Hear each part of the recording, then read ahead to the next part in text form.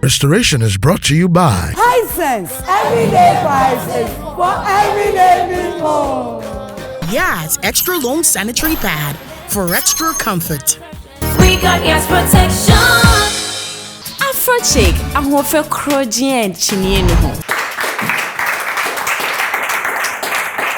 Isn't it amazing to always come your way to meet you, lovely audience watching us across the world, and of course our studio audience. It is my pleasure to be here again. My name is Stacy and this is Restoration. We'll be right back after this break. Since 1967, Hisense has never relented on its brand promise of manufacturing the highest quality but affordable home appliances for everyday people worldwide. At Hisense, we pride ourselves with the fact that our products play the necessary role it is expected in the lives of our cherished customers. Whatever your home appliances needs are, be it refrigerator, air conditioner, television, gas cooker, electric cooker, iron, rice cooker, washing machine, steamer, kettle, mobile phone, sound system, blender, you can confidently walk into any of our showrooms to pick up what you need at the best price. We are the only company that, without a second thought, give you 5 years warranty. Our after-sales service, coupled with our great customer service, makes us second to none. Quality, style, energy saving, affordability are our common attributes. Hisense, everyday prices for everyday people. Irene FSC. Irene Akono. Afro chicken Irene. Emuto kama. Afro chicken Irene Emma Hofesun kokra. A fade natural hair phones when your hair extension. And how old to Afro chicken really be new border fem boko. A natural as a sexual or being difference. Afro chick HBS Nick of a buy. Obanya wokukum lemle ye benjoy FM. Frey 0202 747464. Afro chick, I'm for crojien chinienu.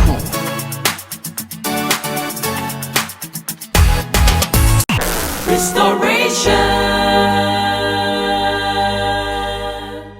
And we're proudly supported by La Palm Royal Beach Hotel, GTP, and to Ophelia of ABS Collection. Thank you very much for my outfit. To Divine Cassie, thank you for my makeup. GH Beauty Artistry. To Harry's Professional Hair Studio, thank you very much for my wig. And these extensions are the Hair by Stacy Pam collection, so you can actually have yours. What I have is the 28 inches, so you can call 020747464, and it will be delivered to you wherever you are in the world. A big thank you to Stacy's Boutique GH, to the Souza Catering. Soraya, you're simply amazing. Thank you very much for feeding my crew. And of course, I cannot leave without telling you to call Jim Ray. You have to call them now because the discount is still on. If you call Jim Ray now, you get to be a landlord or a landlady in Accra for a very litigation-free piece of land. So call them now and they will surely serve you right. In 2006, Ghanaians fell in love with a young woman who could sing and serenade you no matter your mood or situation. Most Ghanaians didn't know her, but she was able to win the hearts of many with her voice. And as time went by, we got to realize she did not have just a beautiful voice, but an interesting story. Please let's welcome our guest for today, Irene Logan. Hi, Irene. Hi. How are you? It's been a while, like forever. I know, but you're still evergreen. Is it? Still gorgeous, still glowing. You make me feel. Yeah, I don't want to grow. I don't want to grow. That's a fact. Well, then it's working. Whatever you're doing. Yeah, I'm trying. But you look so beautiful. Oh, thank you. And it's been a while. It has. How are you doing? Well, I'm well. I'm alive, and I'm hopeful. Hopeful is always the word that I introduce myself with because, you know, life is about being hopeful. That's very true. Yes. So before Ghanaians got to know you, Can you tell us about the little Irene Logan? Yes, I like how you say that. Well, the little Irene Logan was born in Monrovia, Liberia, sometime in the 1980s. They say women don't tell their ages, but the truth is, I'm so guilty because I'm quick to tell people, I'm 36. Oops, sorry. Yes. February 16. I was born to my parents, at the time, Tina Logan and Thomas Logan. My mother got married when she was very young. Yes, so I was born in Liberia. And when I was 3 months old, my father died. I had an older brother who also died within the same year. So within the year, my mom lost her father, her son, and her husband. So it was very difficult times. But since you said briefly, I would say I moved to Ghana because there was civil unrest in Liberia. So my family and I moved to Ghana. Like they say sometimes, when it rains, it pours, and we can't understand certain things sometimes in life. But I know one thing that is clear is the Bible says that he will not give you more than you can take, and sometimes that scripture is hard to swallow or chew, but it must be true because my mom is still here standing on her 2 feet. So she took it. My father died when he was 23 years old because my parents got married really early. They were in love. My father was also very musical. He played the guitar, and that's where you get it from. My mom sings as well. Amazingly. My mom was a big gospel musician in Liberia back in the day. And the reason why we got to come to Ghana was because she used to travel across Africa, America, and Europe to minister. And one of the places that she had come to was Action Chapel. Then Pastor Nick, who is now the Archbishop Nicholas Duncan Williams, she had come to minister in Action. So during the time of the civil unrest, he sent word out there that when they find her, they should bring her to Ghana with her family to safety. So yeah, that's how we got to come here. And, because of my mom's pain, because of all the things she went through, I think it helped her, me watching her, such a woman, going through so much, who had been through so much, after losing so much, her husband, her son, my brother followed because apparently he and my father were really close. And then her father, all within a year. And then civil unrest, just when she's getting back on her feet as a single mother. How old were you at this time? When I came to Ghana, I was 7 years old. And I spent a year in the Liberian War. But, I was very young. So I didn't really understand what was going on. All I knew was people, when I hear gunshots, I thought people were clapping. Because the bullets were so that noise. So I always thought, I would ask her, why are they clapping? And I think I wrote this story on social media sometime in honor of my mom.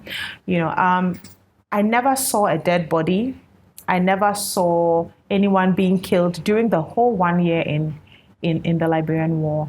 My mother made sure I was protected. When we had to move from one place to the next, she would say, we're playing hide and seek, and she would cover my eyes, tie my eyes as we jump over bodies, So I never saw anything like that. Wow. She is phenomenal. She's a superwoman. Yes, she is. When you got to Ghana, how different was Ghana from Liberia? Well, for a 7-year-old, I wasn't too clear about what was going on. But when we came to Ghana, one thing that was different was the language. The accents were different. And also in Liberia, most people don't speak. I wasn't used to the dialects. People speak English generally. So the language was definitely different. Some cultural practices were different. Like, I'm left-handed. And in Liberia, it's not a big deal to use your left hand. So coming here, I had to learn and unlearn a lot of things. But it was difficult growing up in Ghana as a refugee. I was only a child who wanted to live. It was difficult making friends because there was also a perception about Liberians in Ghana. When the first influx of Liberian refugees came to Ghana, I think somewhere in 91, there There were 91, 92. I came in 91 with my family on the ECOMOG flight. People have perceptions, also because of cultural differences. Liberians are kind of loud and outgoing. Ghanaians are more reserved. So it was difficult mixing. It was always, I was always the refugee girl. And it was difficult for young child like me who grew up very bubbly and free to understand those sorts of restrictions. Yeah. Did it affect you academically? It did because, for instance, when we came to Ghana, we needed to stay home because my mom couldn't afford to send us to school. She couldn't afford to pay my school fees. So I had to stay at home for a year. And there was a Good Samaritan in Action Chapel at the time. His name is Uncle Oti, I call him. Reverend John Tay Memorial Institute. Oti John Tay. He gave me a scholarship to John Tay. So that's how I was able to start school from class 1 through to class 5. I was in John Tay and I was in a boarding school. Uh-huh. Yes. So at least you did not get to see mommy struggle. You were in school and when you come home, everything is good. Well, I did see mommy struggle. We couldn't afford little things like to be able to Christmas. Other kids had their Christmas dresses and the Christmas glasses, those days with the spikes and stuff. And as a child, you just want to be a child. You want to be able to experience those things. But of course, my mom couldn't afford those things. And it was difficult for me because I didn't understand that. Why can't she afford it? Every other child is wearing it, so why can't I have it? So I did see some of her struggles. I saw her cry many times. I saw her be secluded a lot of times, and also because of her fear of losing me too, because she had lost so much. She kind of also secluded me. So it was just me and her. Hardly did I have interactions with friends, except I go to school. That was different. But when I come home, it's just the two of you. Yeah. So, we were living in our own bubble, our own world. Yeah. Did it affect you socially? Because when you're always home, you become antisocial. Exactly. It made me very socially awkward. Apart from the fact that I'm lefty, I'm an only child, I was very socially awkward because I didn't understand a lot of social dynamics. And also being a refugee also affected my self-esteem. So it took a long time. And I'll come back to that. It's good that we're going on this journey because I want to refer to this in the future. What happened was, as I grew up and I became this girl in the limelight and singing whatever, because I was socially awkward, I was very reserved and always to myself. And sometimes people misinterpreted that as Ochenehu, Yes. But also having that feedback helped me to be better and grow and learn. Yes. When did Stars of the Future come in? Well, I grew up in a musical. For someone who was socially awkward, yes. You wouldn't even want to try it. That's television. I wasn't shy. I was socially awkward. So I could stand in front of a crowd but you just wouldn't mingle. I could mingle, but when I say socially awkward, I could easily get uncomfortable if it's one-on-one. I could easily get uncomfortable if there's some small pressures, or probably, I don't know, people wouldn't really know how to take me because I probably expressed differently than people who are used to spending time with interacting with other people would act. But I performed all my life. Throughout school, I was always performing. I was always singing. There's no school I went to in Ghana that I wasn't known for singing. I was always known for singing. Even in Achimota, everybody knew Irene Logan for singing, even after I left, so yeah. But my mother got remarried when we came to Ghana. She got married in 96 to my dad, he's a fancy man. His name is Charles Ebotechimenson. Amazing guy. I never share my story so intimately. I just recently started doing it because I realized that a lot of people out there needed to understand my journey and my struggle, not to advertise it as, oh, I went through this, but to strengthen someone who might be going through something, to know that, you know what, somebody went through something and they overcame. Yes. So how was your dad? I mean, every little girl needs a dad. When the father figure is not there, you crave to have one.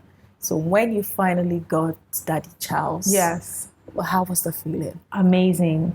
When they started dating first, I know I used to call him Uncle Charles, Uncle Charles, Uncle Charles.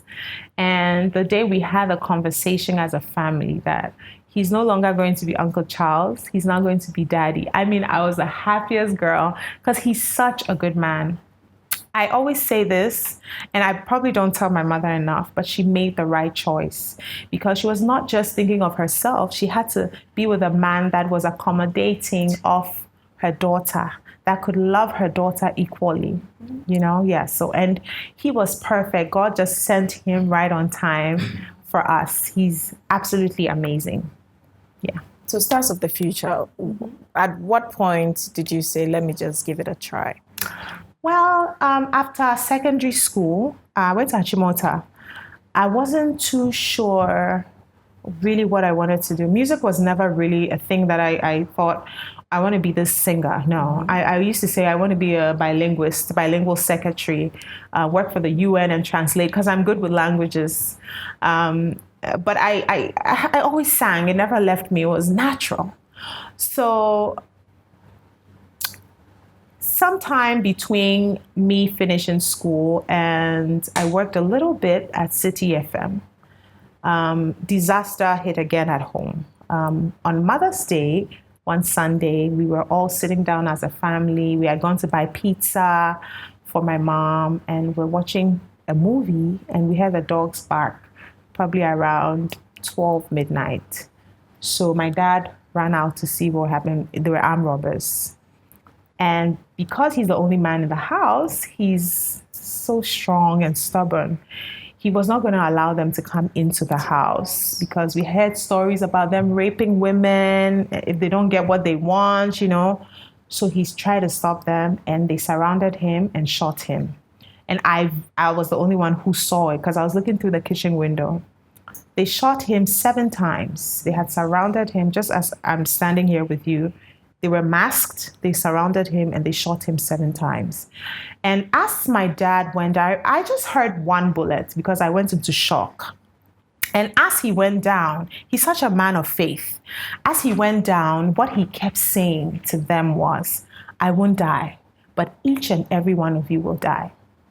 And they shot him and ran away. So they didn't even come into the house? They shot him and ran.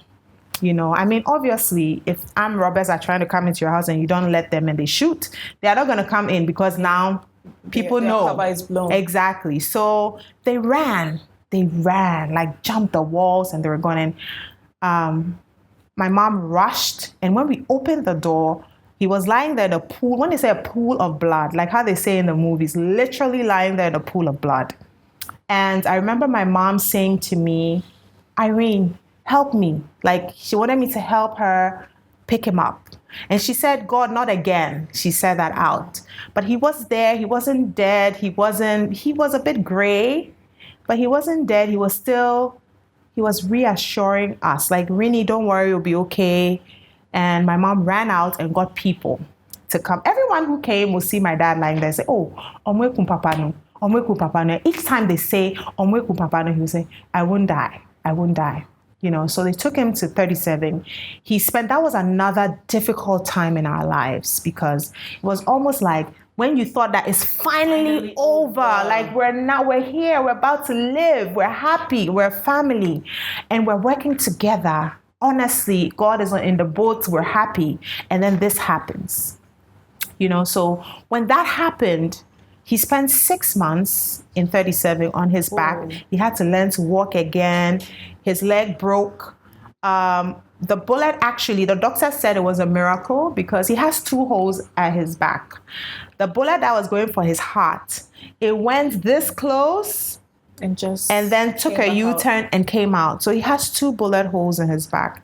After all that had happened, I was determined to make something of my life in such a way that would protect my family from any or every outside influence.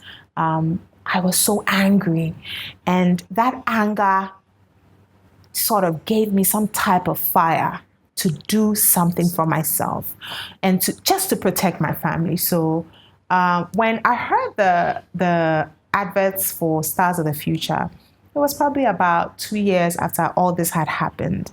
You know, I remember having the conversation with my mom, oh, hey. But I mean, I should say this, in the midst of everything that was happening, I was still a child, really. I was still young. Yeah. You know, I mean, not a baby. I was 20 years old, you know. And I said, you know, I really want to do this thing. She said, oh, have fun, you know. So that's how I actually went and auditioned for Stars of the Future. And from to have fun. Did you feel you were going to win, or you had to win? I had no idea. You're just having fun? I was having fun. The truth is, I was never so passionate, like, oh my God, if I don't win this, my life is over. No, I had no plan. It wasn't like, okay, I'll win Stars of the Future, I'll be this big star, I'll perform with Beyonce. Mm-hmm. No, it wasn't like that. It was just, you know, I can sing. They want people to sing and win something. Okay, let's go. Let's go. Yeah. At what point in the competition did it occur to you that, no, this is no longer a child's play? At no point. At no point. So you had fun from crying to crying. It was fun. It was an Irene moment, just having a good time. Can I just sing? Period. Yes, that's all it was. That's all it was. At that time, with all that your family had been through, with your dad struggling to get back on his feet, with your mom going through all of these, did you feel it was the right time? Because when you're on television, you are exposed, mm-hmm. and it even brings more attention to you. Yeah. Were you not concerned? Well, time had passed. I think the shooting happened when I was 19. And I took part in Stars of the Future when I was 22. So some time had passed. And the truth is, I didn't process that deep. I just wanted to sing. You know, when there's fire in your belly and you want it out. I just wanted to sing. I wanted a stage and I wanted to sing. And it was always so beautiful when I sang and I saw people say, oh my God, it was beautiful. Or, wow, it touched me. You know, yeah. That's when I realized that this is my purpose. Yeah. And I don't know what your purpose is at home, but we'll be right back after this break. Irene FSC. Irene Akono. Afro chicken Irene. Emuto kama. Afro chicken Irene Emma Honfeson kokra. A fade natural hair phones when your hair extension. And how old to Afro chicken really be new border fem boko. A natural as a sexual or being who difference. Afro chick HBS Nick of a buy. Obanya wokukum lemle ye benjoy FM. Frey 0202 747464. Afro chick, I'm for crojien chinien ho.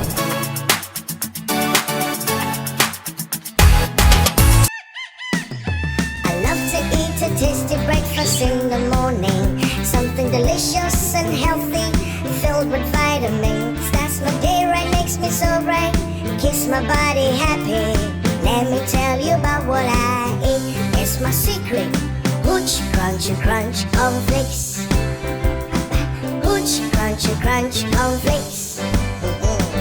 Hooch, crunchy, crunch, cornflakes. Yeah. crunch cornflakes. Wow! I say hooch crunchy crunch cornflakes. Hooch crunchy crunch cornflakes. Crunchy! In 1967, High Sense and the Sukra Yoboshim said, Yadia, ya be your home appliances, a ye papa, nane bo edda from Ama Ankra, and will reassure for Nana. High Sense, Yadia, the Wagwa, I want to say, Yan your ma yet, a buanipa, a walk on your seniors, and the Nama Mimusawe, a dear Ben Sana we hear, refrigerator, air conditioner, television, gas cooker, electric cooker, iron, rice cooker, washing machine, steamer, kettle, mobile phone, sound system, and now blender, a mongra, to an amount of High Sense showroom BM. Najidi said, Ubenya the water from Pato. It's actually a GM, would you say in your Maya papentin? High Sense a penny of Jumekua, a minimum 5 years warranty. Ye initial one when you did that, until you see one from. Now, that dear will honor to bar some swat. You just see you come, and your Maya papa, and your ma efe. If you and your ma and saying in a mahmoudin. Another High Sense, yeah, High Sense. Everyday prices for everyday people. I love you, you love me. Wondering where to get quality yet affordable kids and baby essentials? Look no further. This is the one-stop shop for you. At Hetty's Mother Care, we stock a variety of kids and baby clothing, shoes, car seats and carriers, baby wardrobes, baby feeding essentials, and everything that you can think of when it comes to babies and kids. Why don't you call us on 0246 553165? We are located on the Ahunjo Main Street, opposite the Fire City. Hetty's Mother Care, your mommy's favorite store. Won't you say you love me too?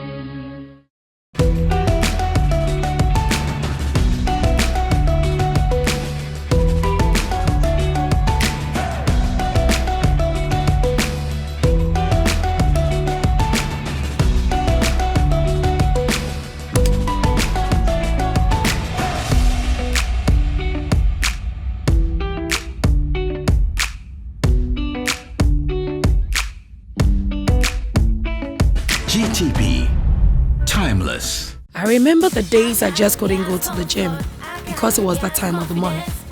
Yas extra long sanitary pad took the worry away. Easy. Yes, comfort, I got. Yes, confidence, I got. Yes. The new Yas extra long sanitary pad is the joy of every woman. It is extra absorbent and fits perfect. Don't allow anything to hold you back when it's that time. Wow. Yes, yes, yes. Feel confident, stay fresh. Hi. Is it supposed to be that time of the month?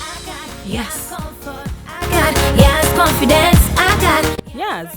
We got yes protection, I got. Yas extra long sanitary pad for extra comfort. We got yes protection. Well, we're still at the Dansoman market, and it's been such an experience here. I mean, everywhere you go, you meet a lot of people who are so in love with the show, and I'm with another fabulous fan. And I told her I can sew. Minimadia pamo. Minim pampa, yeah, mint chaba, pama mea, let me the CCN. That is how do you? Near Frosay. Near from Paulina. Auntie Polly. Yes, so per restoration, my just say, yeah, who she dear amount per show. Oh, my first time I'm in it was Elizabeth. Oh, and now, seven at age of 30 years, I say, and 7 now. I was so interested in the program. Now I'm coming share, but the one narrative story that they need them is me. I don't know my pay story. I don't know my managing, but maybe I when I say me be movie and say time need to be intimation of her. But all the time I do Sunday, but my come say hey program I say me also ko na wo ko share. Yes in your main show. So what they order. Etayechi say na be aye show no so be yekese enam enkrofo to say wonti show no so nyame adoma yekese award no so ye echi nti no yes ye pese mu hu say de mo ye no eso ye ni because mu ni ho aye ni ho nti ye sponsor High Sense asmaye e wo because ye catch om say ye pese omo a mo hwe ye nyina ho say ye ni so nyemo ye maye nti ye pese ye damas Nti na me buy a high sense asoma me wo ho. Say ye me da wase. Say we share restoration. Na che say me hwe wadwuma ye a wo ye. Che say high sense so da bi o mo besoma me bia che de a me de che no. Eni nipa no na bra boy ko papa. Me hu say iron si han so iron enya guy say me iron. Nti me srew. Ye interview ya tu iron na fa we. Eye nkrofo ne ma we so e betwe customers aba more ama. Nti me pa cho odia. Me da see. Na den na wo ka che high sense. I mean sure mo pa temo che I don't dey seriously be. Wa we hia bi. High sense akawa se mama. Akama se mama se I mean sure mo anya mo ka see na program so. Eda mo asepa samo mo host our program na nya mo aka nya ma bi ekoso yes that's it. So Paulina is our winner for this week. Next week will come your way with another winner. See you. Restoration.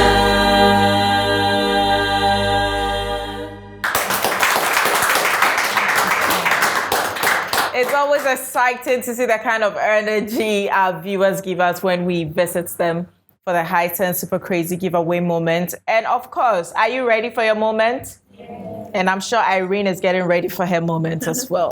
So let's come back. I mean, having fun and eventually you get to win.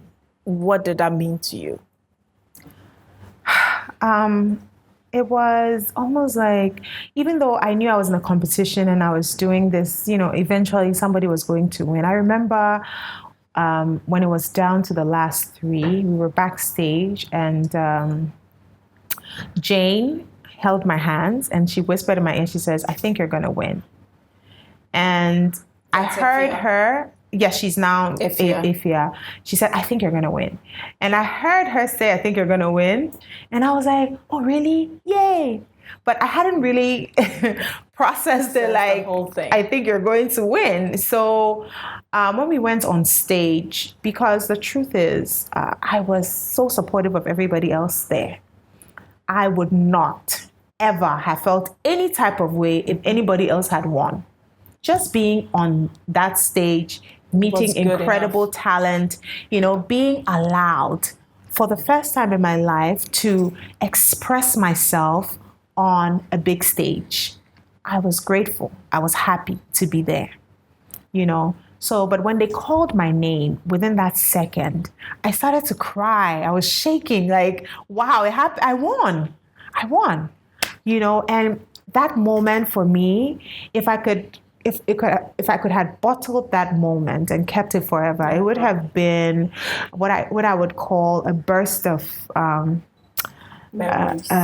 Not memories, but everlasting satisfaction. It was almost like, wow, I won, But beyond that, I was clueless. Yeah. How did your family take it? They were happy. My parents were there every single day. I was the only person whose parents came in T-shirts with my face on, and Irene for stars. I feel like we were not playing. No. You couldn't.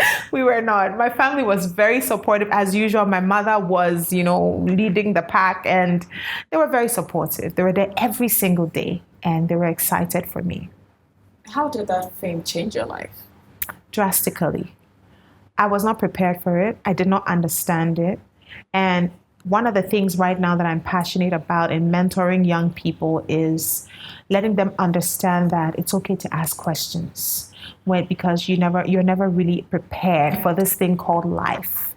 It's more like you learn as you go. I was not prepared for it. I didn't understand the magnitude of what I was going into. And the reason why I use the word magnitude is because it was a life-changing moment for me. And if I had realized that at the time it happened, I think my life would have been completely different. Yes. But I still have no regrets. Soon after that, we saw you debut as Irene and Jane. Yes. What was that collaboration about? So after I won Stars the Future, Chatterhouse at the time, where they managed the program and then they managed the winner. And like I said, I was always quiet, the girl who will be quiet, who sits in the corner somewhere, won't talk. So I think as business people, they were a bit worried that because they're going to invest, that, oh, she's probably going to be too quiet, maybe not too exciting. So we needed to add some type of spice to it. So, they called me for a meeting and they said, okay, so I think you should do an album with Jane. You guys, at least for your first album, you should do an album. Now, like I said, I had no plan. Immediately they said it, I was like, okay. I never discussed it with anybody. I never processed it. Everything for me at that moment was, okay. I mean, after I've won, right? Okay, let's go. People are actually recognizing me. I'll go places, people will be screaming my name. Those days we're living in Soweto. My whole Soweto area, actually, they had done some banner. Hey, Soweto, stop. Right now, Medical wants to claim Soweto, but Soweto Cardi we started Soweto movement, but so immediately they said it. I was like, yes, sure, because Jane was like my little sister on the set, and I thought she was absolutely phenomenal. So why not? Let's do this. So that's how it started. And it was 2 years of my life. Charterhouse managed us, they sponsored us, and they invested in the brand Irene and Jane. Nobody told me that, when I say nobody told me, in hindsight, I did not do my research, that when you start your introduction as this and it's invested in, it's going to be that. You need to work twice as hard to reintroduce yourself.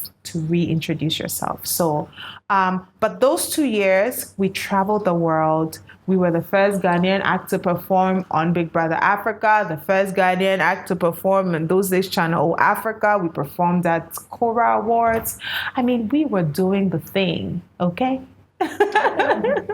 Yes. Being in a group, definitely, you're going to bond. You're going to, because traveling, you be together. I'm sure most of the time, sleep in the same room. You're girls. Yeah. Did it change after a while? No, like Jane and I always had a respectful relationship. She was my little sister. It was never a thing of, oh, I'm here before you, I did this or I did that. We had completely different personalities, and sometimes those personalities came through because we're completely different. We had different upbringings. We didn't really know each other prior to the competition. So, it was sort of like we're learning each other, but it was always a mutual respect kind of relationship. Always. There was never a time that I would say we had a big disagreement and we fought. No, absolutely not. That is to say, you ladies are very cool. Yes, she's, like I said, I keep saying she's my little sister, with emphasis on sister. Not friend, sister. Sister. I call her. We don't talk every day. Like I said, we're completely different people. So I have my own interests, the places that I go to, True. and so you might not see me hanging with her because we're different. It doesn't mean no, you're not and I don't have any place. desire to advertise my relationships. She's my little sister. I check on her every now and then. She calls me on our birthdays. Matter of fact, I'm really bad with birthdays, but there has never been a birthday you're like someone I that know. Ifya never called me to wish me happy birthday. If nobody calls me on my birthday, she will. She will call me on my birthday. Wow. So it's been love. It ran its course. Irene and Jane ran its course because, Stars of Future was a solo singing competition. It wasn't a group. We came together to do the album. So it was more like a project. It was a project. Now, after the project, we developed relationships along the way, and it was time to go our separate ways. It was time to fly. Yeah. And then came that single. Yes, Runaway. That was everything. Oh my God, it changed a lot of things. Yeah, it did. It did, yes. Who wrote that song?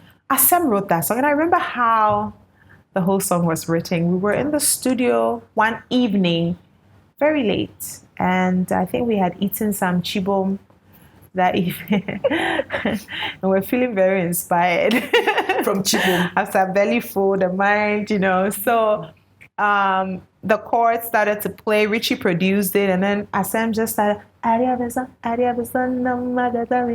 then I did Run Away. And it was that was just that was it. We sang, I stood there, I sang, did all the double take, double, when you're recording, your husband's, did all that. And then the next morning was on the radio. I never thought like, oh God, this is a great song. I'm from a very musical background. So to me, what is great might not be what the masses think is great. I just thought, okay, like, yeah, baby. And the response was shocking to me. It was shocking, yeah. So that changed a whole lot for me. And with that, it was Irene Logan. And it took you places. Yes. I mean, there was no show you didn't play at that time. Yeah. And, there was December to Remember. I remember I was on the stage and I just had less than 5 minutes slot. And when they said my name, the uproar startled me. So I was like, hey. Amen. Because, it was like, whoa. And that is why it's easy for fame to change people. Because it was like, whoa. And when I started singing, I heard people sing along. I cried. Because I was like, what? What is happening? What's going on? It was amazing, phenomenal experience. So what happened? Well, the silence. What didn't happen?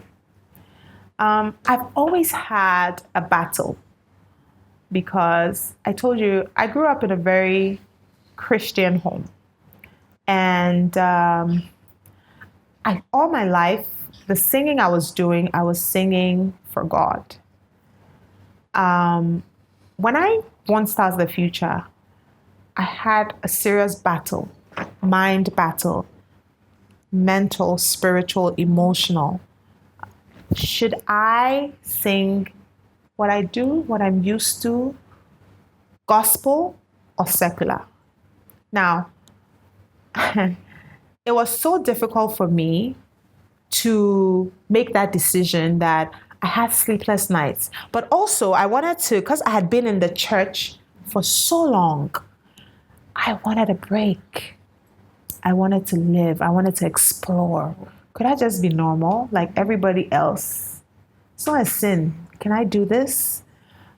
So I decided that, you know what? I'm going to sing what I want to sing. I'm not going to do gospel. Now, I've never said this anywhere, but my spirit was never rested with that decision. I used to have sleepless nights, what they call torment. Like at night, what are you doing? You feel dirty, like you're doing something that is not free. Like your spirit is rejecting something. And I went through that for about 6 months whilst I was performing. So many nights I didn't sleep. And those were my battles. But also, I did not want to be doing something that my heart was not in. Yes. So after Runaway, I always say my entire journey was part of a divine plan to bring me right back to where I am right now and have me say these exact words that are coming out of my mouth with this type of conviction. Because had I not gone through that, I would have been as shallow as they come. And I'm grateful. So the break was because I was never settled in my spirit. I knew I was not walking in my purpose. And when I say that, I'm not saying that everybody singing secular music is going to hell, they are sinning. But we're all different people. And some people have been called to specific things. And until you find your way back to that thing, nothing will make sense to you. And I think, and not that I think exactly, I know that was what the problem was. So how long did it take you to finally decide, I'm going back to what God has meant for me to do? 12 years. Yeah. 12 years. Because I was afraid.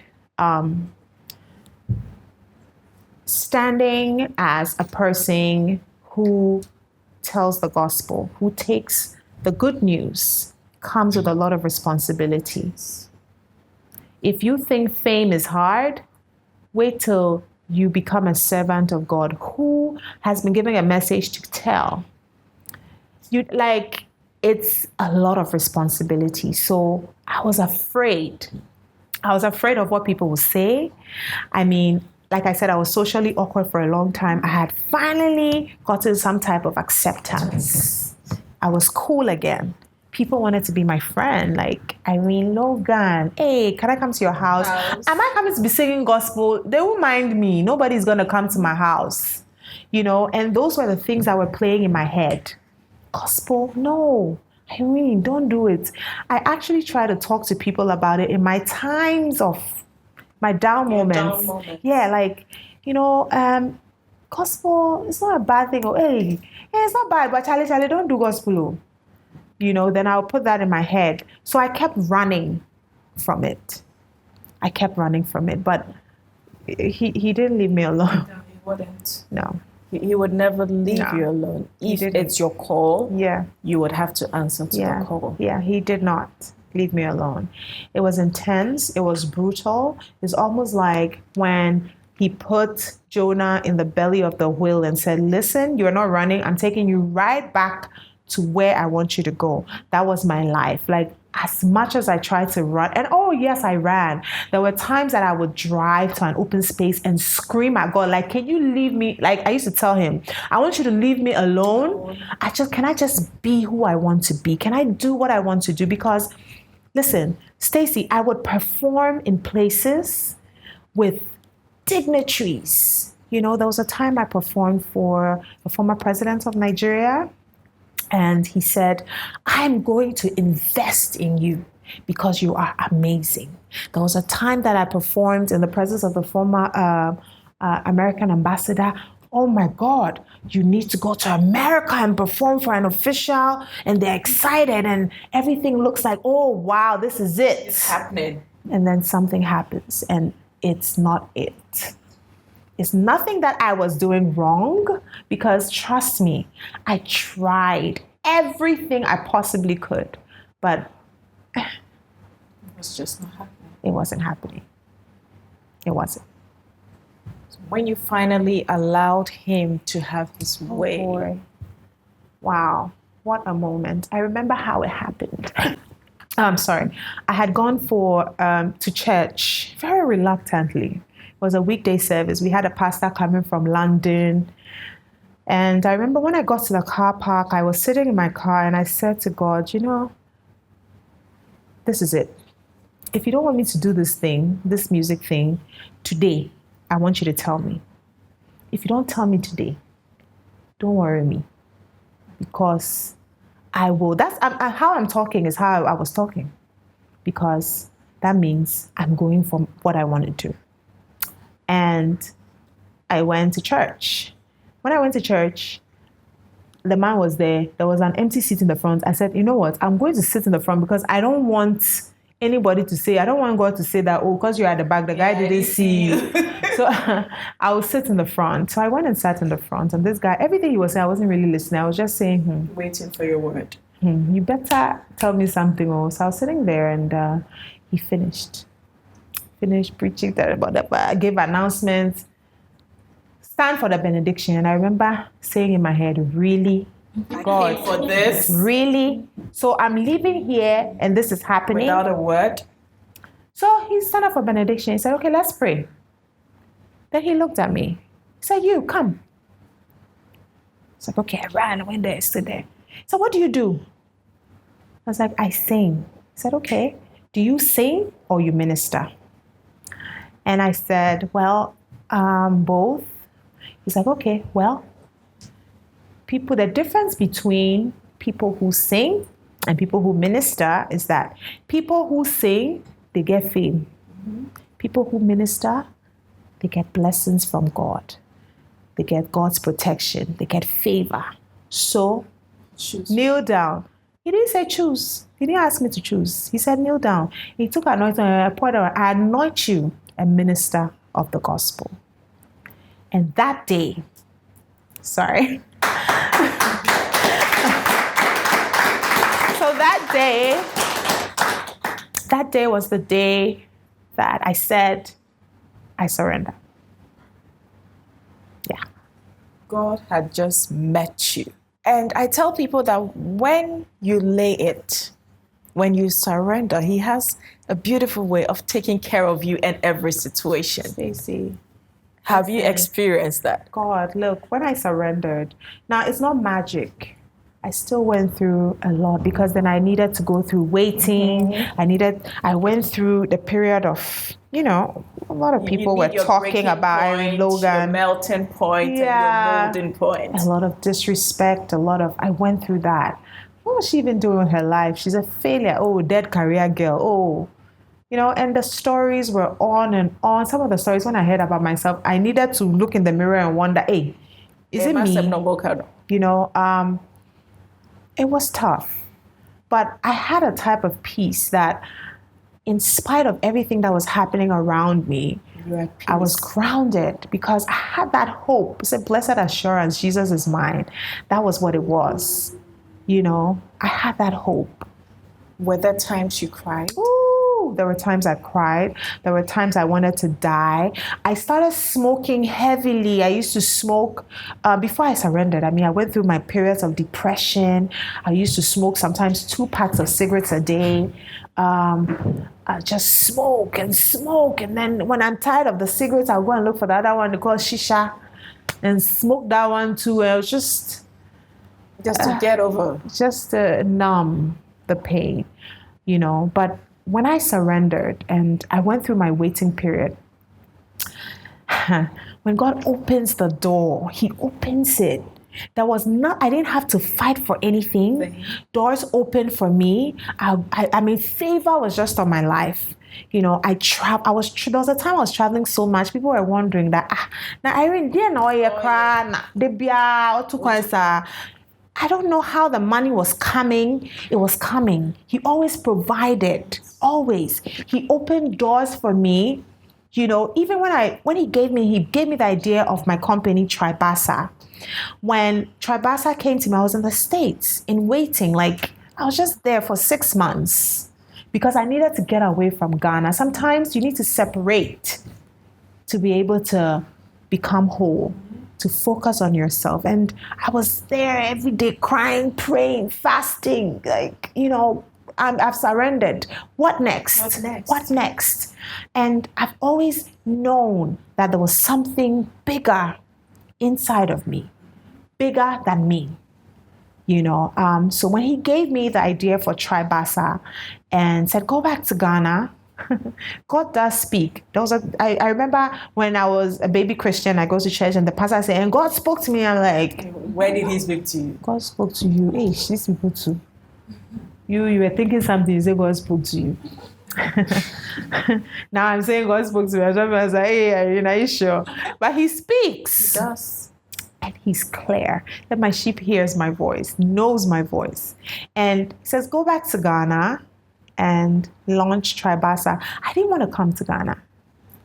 I was tired of Ghana. I was tired of the judgments. I was tired of the questions. Oh, what happened to your career? Oh, Irene, what's happening to you? You were so good. Oh, no, you've disappointed us. Oh, you're not serious. I was tired of trying to defend myself. Somewhere. And thank God, God saved me because some of them used to get some really interesting answers from me. But thank God for Jesus. I came back. He said, go to Ghana and launch Tribasa. And the level at which it was supposed to be launched, I didn't have the finances to do it. But sister, that launch propelled me. God provided everything from the venue to the kind of people that were there to how it was. And it's just been amazing. He's just, I don't know. He's really amazing. Yeah. So what do you do, your company? What are you into? So Tribasa is an see how I'm smiling so brightly. We're an omni-channel retail company. The whole concept of Tribasa is our culture, our way. So we design a range of products from apparel to beauty to shoes to home furnishings. It's an African luxury brand. This is one of our pieces. The kente. I told you this is beautiful. Yeah, we call this a queen mantle. It's with Swarovski crystals. We also have our shoes that I design, and they're made in Italy. They are bespoke shoes. Okay. Yes, we have wooden artifacts.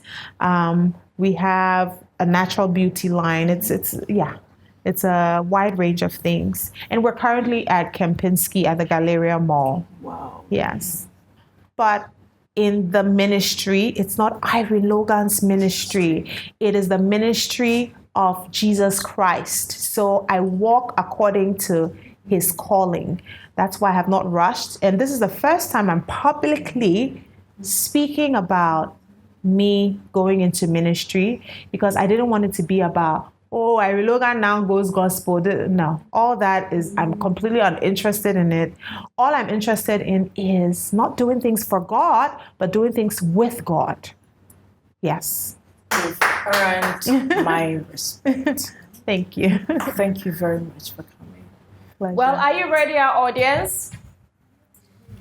Okay, so who is our winner for today?